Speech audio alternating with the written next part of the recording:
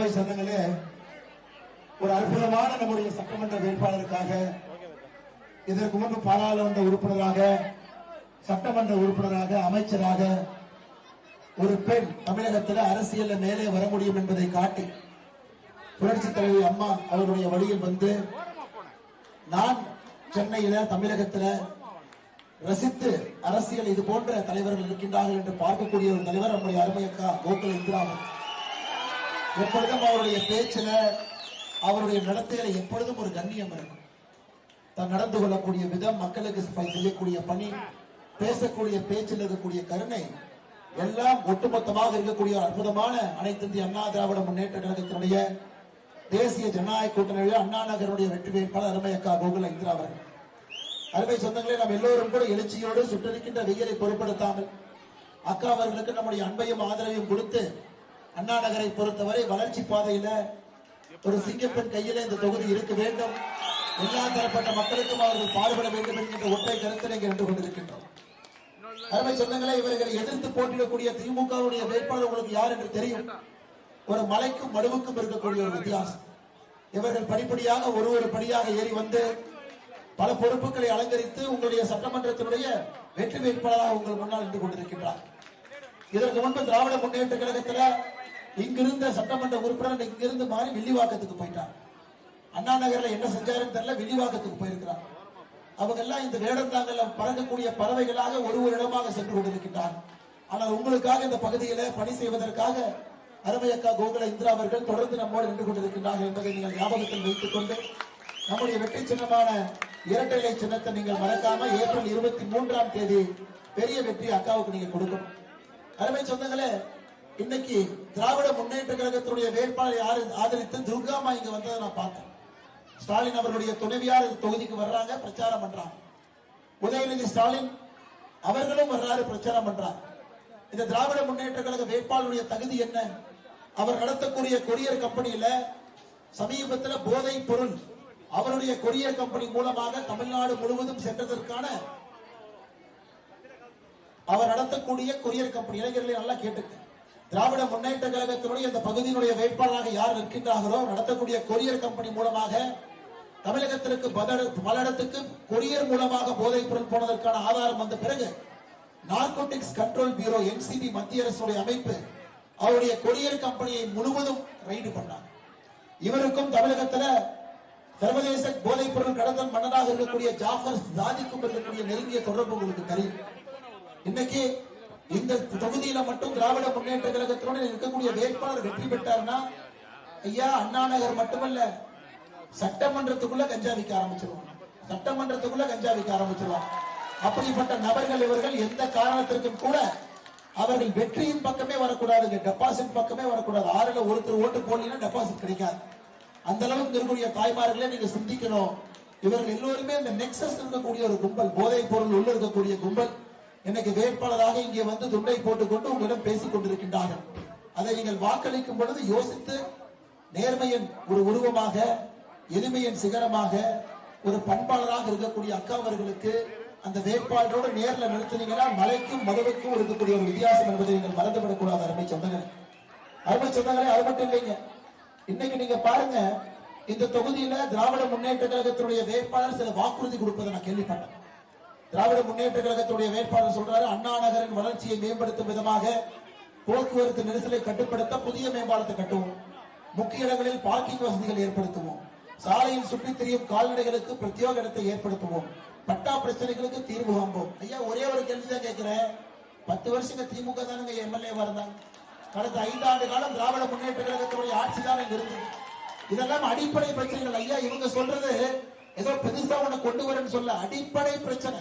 அடிப்படையா பார்க்கிங் பிரச்சனை, அடிப்படையா ஒரு மேம்பாலம் கட்டும். 10 வருட காலமாக எதுவும் செய்யாம 5 ஆண்டு காலமாக ஆட்சியில் இருந்து விட்டு இங்க இருக்கக்கூடிய சட்டமன்ற உறுப்பினர் இங்கிருந்து எஸ்கேப் ஆகி வில்லிவாக்கத்துக்கு போயிட்டார். அடுத்தவர் வந்திருப்பவர் முதல்ல இருந்து ஆரம்பிக்கிறார், முதல்ல இருந்து கதைய ஆரம்பிக்கிறார்.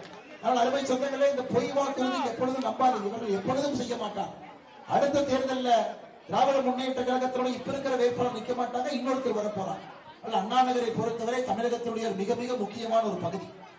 அது வணிகத்துறையாக இருக்கட்டும், பொதுமக்கள் வாழக்கூடிய பகுதியாக இருக்கட்டும், அது நல்லவர்கள் கையில இந்த தொகுதி இருக்க வேண்டிய கடமையும் கட்டாயம் நம்ம எல்லோருக்கும் இருக்கு. அதனால் அக்கா கோகுல இந்திரா அவர்களுக்கு உங்களுடைய பொன்னான வாக்கு நீங்கள் இரட்டை இலை சின்னம் இரட்டை இலை சின்னம் இரட்டை இலை சின்னத்தில் நீங்கள் அளிக்கும். அருமை சொந்தங்களே, இன்னைக்கு அக்கா இங்க நின்று கொண்டிருக்கின்றார்கள் என்றால் ஒரு பெண் அரசியலை சாதிப்பது சாதாரண வேலை இல்லைங்கம்மா. தாய்மார்கள் இருக்கிறீங்க. ஆணை விட ஒரு பெண் 2 மடங்கு கடுமையாக உழைக்கிறது. ஆண் சந்திக்கக்கூடிய அவமானங்களை விட ஒரு பெண் குறைந்தபட்சம் 4 முறை அதிக அவமானங்களை சந்திக்கும். அதையெல்லாம் தாண்டித்தான் ஒரு பெண் இங்க வந்து நிக்கிறான். இவருடைய அரசியல் பயணத்தை கொஞ்சம் திரும்பி பாருங்க. எத்தனை அவமானங்களை தாண்டி, எத்தனை கஷ்டங்களை தாண்டி இங்க வந்து நின்று இருப்பான். ஒரு நிமிஷம் யோசிச்சுப்பாங்க. இதையெல்லாம் போக்க வேண்டும் என்பதற்காகத்தான் பாரத பிரதமர் ஐயா மோடி அவர்கள் பாராளுமன்றத்தில் 131வது அரசியலமைப்பு திருத்த சட்டத்தை கொண்டு வந்தாங்க. 33% இடஒதுக்கீடு உங்களுக்கு கொடுக்கணும். கோகுல இந்திரா அம்மா மாதிரி அவங்க வரணும், உங்களுடைய குழந்தைகள் வரணும், சாதாரண குடும்பத்தில் இருக்கவங்க வர வேண்டும் என்பதற்காக கொண்டு வரப்பட்ட சட்டம். அருமை சொந்தங்களே, அதுவும் மிக சிறப்பாக 2011 மக்கள் தொகை அடிப்படையில் அதை கொண்டு வந்திருந்தா தமிழ்நாட்டுக்கு 50 எம்பிகள் தான் கிடைச்சிருக்கு.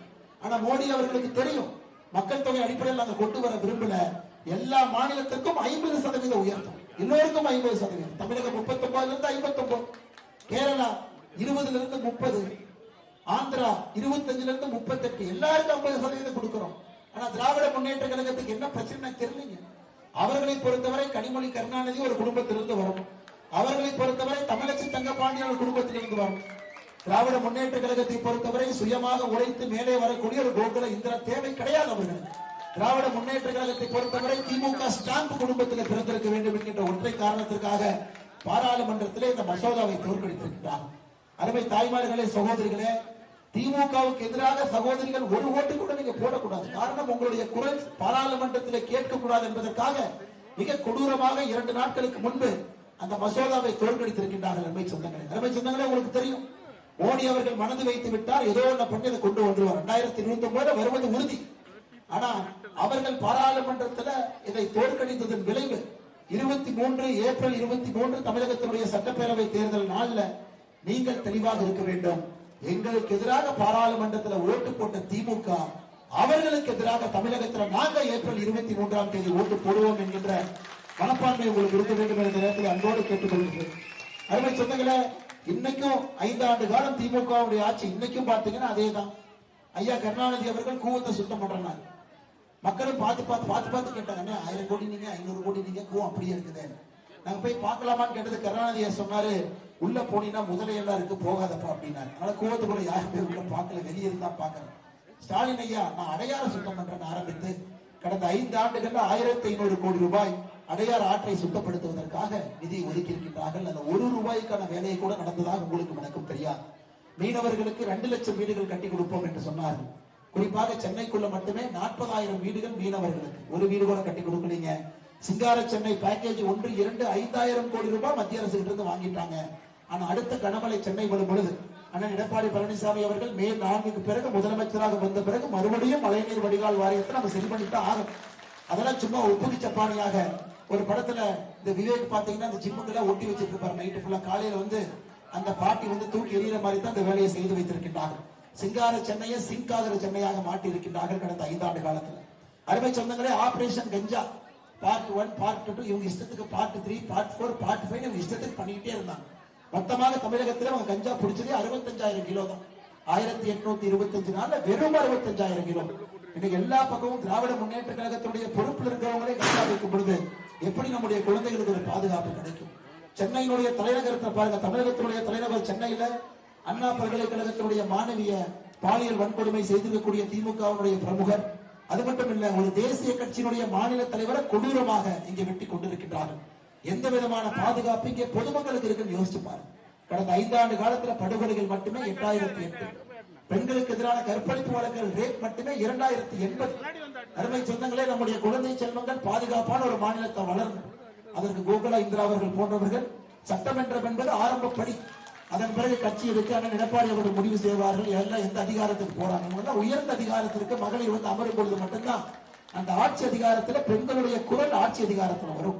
அதனால் நீங்க ஒரு சட்டமன்ற உறுப்பினருக்கு மட்டும் வாக்களிப்பதாக நான் இங்கே கருதவில்லை. அதையும் தாண்டி அக்கா கோகுல இந்திரா அவர்களை உயர்த்துவதற்காக, உங்களை உயர்த்திக் கொள்வதற்காக நீங்கள் வாக்களிக்கின்றீர்கள். அருமை சொந்தங்களே, அக்கா அவர்கள் உங்களுக்கு எல்லா இடத்திலும் கூட வாக்குறுதி கொடுக்க ஆரம்பிச்சுட்டாங்க. உங்களுடைய முக்கிய கோரிக்கை என்னன்னா, அமைந்தகரை மற்றும் அரும்பாக்கம் பகுதியில் வாழும் மக்களின் நீண்ட நாள் கோரிக்கையான குடியிருப்பிடத்திற்கான பட்டா. ஐயா, இதை திமுக காரன் 10 வருஷமா பேசிக்கிட்டே இருக்கிறான். அதை மறுபடியும் இன்னைக்கு வந்திருக்கக்கூடிய திமுக வேட்பாளர்கள் பேசுறாங்க. ஆனா இதை செய்ய வேண்டும் என்றால் ஒரு மனது வேண்டும், ஆட்சியில் அந்த திறமையும் திறன் இருக்கணும். ஆனால் எடப்பாடி பழனிசாமி அவர்கள் முதலமைச்சராகவும் அண்ணா நகர் சட்டமன்ற உறுப்பினராக அக்கா கோகுல் இந்திரா அவர்கள் இந்த பொறுப்பில் அமரும் பொழுது இருவரும் சேரும் பொழுது நடக்கும். அதனால் இதை வாக்குறுதியாக அமைந்தகரை மற்றும் அரும்பாக்கம் பகுதியில் வாழக்கூடிய எல்லா பொதுமக்களுடைய நீண்ட நாள் கோரிக்கை குடியிருப்பிடத்திற்கான பட்டா நம்முடைய அனைத்து இந்திய அண்ணா திராவிட முன்னேற்ற கழகம் தலைமையிலான தேசிய ஜனநாயக கூட்டணி ஆட்சி மே 4க்கு பிறகு வரும்பொழுது உங்களுக்கு செய்வோம் செய்வோம் செய்வோம் என்பதை சொல்லி, அருமை சொந்தங்களே, மறந்து விருந்து விடாதீர்கள், இருந்து மறந்து விடாதீர்கள். 511 தேர்தல் வாக்குறுதி நிறைவேற்றியது வெறும் 70 மட்டும்தான். 2026 திமுக வாக்குறுதி எடுத்து படிச்சு பாருங்க. 71 வாக்குறுதி 2021 கொடுத்தது அப்படியே கட்டு காப்பி பேஸ்ட் பண்ணாம அப்படியே மறுபடியும் போட்டிருக்கலாம். ஆனா முதலமைச்சர் கேட்டீங்கன்னா 99% நிறைவேற்றி விட்டோம், 99% நிறைவேற்றி விட்டோம் என்று போய் சொல்லுகிறார். நீங்களே சொல்லுங்க. கேஸுக்கு 100 ரூபாய் மானியம் இல்லை, டீசலுக்கு 4 ரூபாய் மானியம் இல்லை. பகுதி நேர ஆசிரியர் பெருமக்களை முழுவதுமாக அவர்களை நாங்கள் வெளியே எடுத்துக் கொள்வோம் என்று சொன்னார்கள் இல்லை. செவிலியர்களை முழுவதுமாக எடுத்துக் கொள்வோம் என்று சொன்னார்கள் இல்லை. மாதந்தோறும் மின்கட்டணம் என்று சொன்னார்கள் இல்லை. அரசு வேலையை 3,50,000 பேருக்கு அரசு வேலை கொடுப்போம் என்று சொன்னார்கள். வெறும் 94,000 பேருக்கு தான் அரசு வேலை கொடுத்திருக்கிறார். 100 நாள் வேலைவாய்ப்பு திட்டத்தை 150 நாட்களாக ஆக்குவோம் என்று சொன்னார்கள். அதுவும் இல்லை. அருமை சொந்தங்களே, இந்த வாக்குறுதியெல்லாம் படிச்சுக்கிட்டே போலாம். கல்வி கடன் ரத்து என்று சொன்னார்கள். அதுவும் இல்லை. ஆனால் வெறும் பொய்யை மட்டும் பேசிக்கொண்டு ஒரு குடும்பமே இன்று தமிழகத்துல எங்களுக்கு ஓட்டு போடுங்க ஓட்டு போடுங்க ஓட்டு போடுங்கன்னு முதலமைச்சர் ஸ்டாலின் அவர்கள், அவருடைய சகோதரி கனிமொழி அவர்கள், உதயநிதி அவர்கள் 3 பேரும் ஓட்டு ஓட்டு ஓட்டுன்னு சுத்துறாங்க. சென்னையில இத்தனை காலம் இருந்து இன்னைக்கு நமக்கு தெளிவாக தெரிகிறது, சென்னை மக்கள் திமுகவுடைய கோட்டையிலே ஓட்டையை போட்டு இந்த முறை தேசிய ஜனநாயக கூட்டணியில எல்லா தொகுதியிலும் கூட கொண்டு வர போகின்றாங்க. குறிப்பாக அண்ணா நகர்ல கொண்டு வர போறாங்க. அதே நேரத்தில் தேசிய ஜனநாயக கூட்டணியுடைய வாக்குறுதி உங்களுக்கு தெரியும். அண்ணன் எடப்பாடி பழனிசாமி அவருடைய வாக்குறுதியை மோடி அவர்கள் கேரண்டியாக கோயம்புத்தூர் நேற்று முன்தினம் சொல்லி இருக்கின்றார். உங்களுக்கு வரக்கூடிய 2,000 ரூபாய் இன்னைக்கு நாளைக்கு சொல்ல மாட்டாங்கம்மா. 28 மாதங்கள் கொடுக்காம 29வது மாசத்துல 1000 ரூபாய் கொடுத்தாங்க. ஆரம்பித்த பொழுது 60 லட்சம், 80 லட்சம், 90 லட்சம், 1 கோடியே 10 லட்சம். தேர்தலுக்கு 1 மாசம் முன்னாடி தான் 1 கோடியே 30 லட்சத்தையே தொட்டிருக்காங்க. அதனால இதெல்லாம் நீங்க மறந்துடக்கூடாது. எப்படி உங்களை அவமானப்படுத்தினா மறந்துடக்கூடாது. அரசு பேருந்து ஏறினா ஓசி ஓசி ஓசி என்று சொன்னார். பெட்டிஷன் கொடுத்தீங்கன்னா வாங்கி தலையில் அடிச்சாங்க. அதனால சகோதரிகளை தயவு செய்து, நம்முடைய தமிழ் சகோதரிகள் தாய்மார்கள் ரொம்ப நல்லவங்க. பொழைச்சு போன சில இடத்துல நீங்க விட்டுறீங்க. ஆனா இந்த முறை பொழைச்சு போன கூட நீங்க விடக்கூடாது. திராவிட முன்னேற்ற கழகத்தை முழுவதுமாக வேரோடு மண்ணோடு நீங்கள் இந்த தேர்தலில் அவர்களை பிடுங்கி எறிய வேண்டும். அருமை சொந்தங்களே, நம்முடைய வாக்குறுதி மகளிர் உரிமை தொகை 2,000 ரூபாயாக உயர்த்துவோம். ஆண்டுக்கு 3 விலையில்லாத சமையல் எரிவாயு சிலிண்டர் உங்களுடைய வீடு தேடி வந்துவிடும். 5 லட்சம் மகளிர் உங்களுடைய குழந்தைங்க எல்லாம் ஸ்கூலுக்கு காலேஜுக்கு எல்லாம் போவாங்கம்மா. 25,000 ரூபாய் மானியத்தோடு இ ஸ்கூட்டர் எலக்ட்ரிக் வண்டி உங்களுடைய குழந்தைகளுக்கு 2 சக்கர வாகனம் வந்துவிடும். விலையில்லாத ஃப்ரிட்ஜ் நேரடியா. இவங்க மாதிரி டோக்கன் டோக்கன் டோக்கன் சுத்திட்டு இருக்க மாட்டாங்கம்மா. அந்த டோக்கன் எடுத்துட்டு எங்க போறாங்கன்னே தெரியாத ஒரு கலர் ஜெராக்ஸ் போட்டு ஏமாற்றி கொண்டிருக்கின்றார்கள். நேரடியாக இல்லத்திற்கு வந்துவிடும். கஞ்சா இல்லாத தமிழகம் ஐயா எடப்பாடி பழனிசாமி அவர்கள் சொல்லியிருக்கிறார்கள். 100 நாட்கள் ஆன்டி கஞ்சா டாஸ்க் போர்ஸ் அவருடைய நேரடி கட்டுப்பாட்டுல 100 நாட்கள் அதை கட்டுக்குள் கொண்டு வருகின்றோம் என்று சொல்லி இருக்கின்றோம். திராவிட முன்னேற்ற கழகத்தை ஆட்சியில எத்தனை கடுமையான விலை உயர்வு.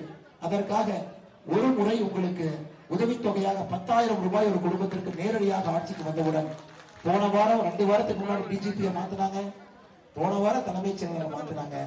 ஏப்ரல் 23ஆம் தேதி நீங்க முதலமைச்சரை மாத்திட்டீங்கன்னா எல்லாம் சரியாக போய்விடும்.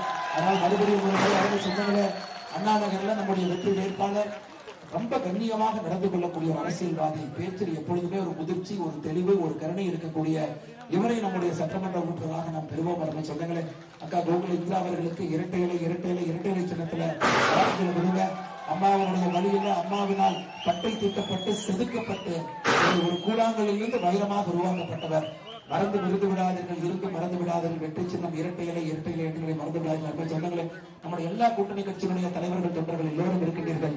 என்னோட பாரதிய ஜனதா கட்சியினுடைய தலைவி அக்கா லதா அவர்கள், அண்ணன் செல்வி அவர்களை நோடு இருக்கின்றார்கள். அதே போல எல்லா பாரதிய ஜனதா கட்சியினுடைய தொண்டர்களுக்கு அன்பான வேண்டுகோள். நாம் நம்முடைய கட்சி ஒரு இடத்துல நிக்கிறதை விட கூட்டணி கட்சிக்கு நாம் 2 மடங்கு கடுமையாக உழைக்க வேண்டும் என்று பாரத பிரதமர் சொல்லி இருக்கிறார். ஒரு வாக்கும் ரெட்டலைக்கு அண்ணா நகரில் நீங்க கொண்டு வந்து சேர்க்கணும். ஒரு வாக்கு கூட எங்கேயும் சிதறக்கூடாது. அதே போல அம்மா மக்கள் முன்னேற்ற கழகத்தினுடைய தலைவர்கள் தொண்டர்கள், பாட்டாளி மக்கள் கட்சியினுடைய தலைவர்கள் தொண்டர்கள் இங்க இருக்கிறீங்க. சுழற்சி பாரதம் கட்சியினுடைய தலைவர்கள் தொண்டர்கள், தமிழக மக்கள் முன்னேற்ற கழகத்தினுடைய தலைவர்கள் தொண்டர்கள், தமிழ் மாநில காங்கிரசினுடைய தலைவர்கள் தொண்டர்கள், ஐயா பாரிவேந்தராவுடைய தலைவர்கள் தொண்டர்கள், அருமையான ஏசிய சண்முகம் அவர்களுடைய தலைவர்கள் தொண்டர்கள், எல்லா கூட்டணி கட்சியினுடைய தலைவர்கள் தொண்டர்களே, பொதுமக்களே, மறந்து விருது விடாதீர்கள், இருந்து மறந்து விடாதீர்கள். அருமையான வேட்பாளரை தயவு செஞ்சு தவற விடாதீங்க.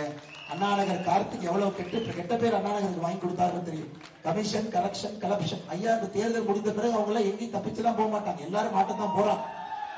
5 ஆண்டுகளாக தமிழகத்தினுடைய கமிஷன், கரப்ஷன், கலெக்ஷனுடைய எபி சென்டராக இருந்ததே அண்ணாநகர் கார்த்திக். இந்த தொகுதியினுடைய சட்டமன்ற உறுப்பினர் தான் முதலமைச்சருடைய மருமகன் சபரீஷனோடு, ஆடிட்டரோடு, சண்முக சுந்தரத்தோடு சேர்ந்து கொண்டு இந்த 3 பேர் போட்ட கமிஷன் ஆட்சி உங்களுக்கு தெரியும். அதனால் தயவு செய்து யாரையும் மன்னிக்காது, தயவு செய்து மன்னிக்கவே மன்னிச்சிடாதீங்க. சட்டம் ஒழுங்கு சரி பண்ணணும், உங்களை உயர்த்தணும், தரம் உயர்த்தணும், சிங்கார சென்னையாக மாற்றணும். பேருக்கு தான் திமுக சொல்றாங்க. இதையெல்லாம் செய்யக்கூடிய ஆளுமை நமக்கு வேண்டும். அந்த ஆளுமை நமக்கு இருக்கிறாங்க கோகுலேந்திராக்கா. அதனால உங்களுடைய அன்புக்கெல்லாம் நன்றி சொல்லி, சுற்றிருக்கின்ற வெயில்ல இனிமையாக சிரித்த முகத்தோடு, வெயிலை பொருட்படுத்தாமல், நாளைக்கு தேர்தல் பிரச்சாரம் முடிவதாக இருந்தாலும் கூட உங்களை பார்க்கும் பொழுது வெற்றியை உறுதி செய்துவிட்டு களத்துக்கு நாம் எல்லாம் வந்திருக்கின்றோம். அப்படி இருந்து மருமை சொந்தங்களே, கண் துஞ்சாம நம்ம ஏமாந்து விடக்கூடாது. இன்றும் நம்ம கடமையை செய்யணும், நாளைக்கு நம்ம கடமையை செய்யணும். 22ஆம் தேதி தேர்தல் ஆணையம் 1+4 5 பேர் வரைக்கும் மைக் இல்லாம நீங்க வீட்டுக்கு போன அனுமதி இருக்கு. அதையும் நீங்க செய்யணும்.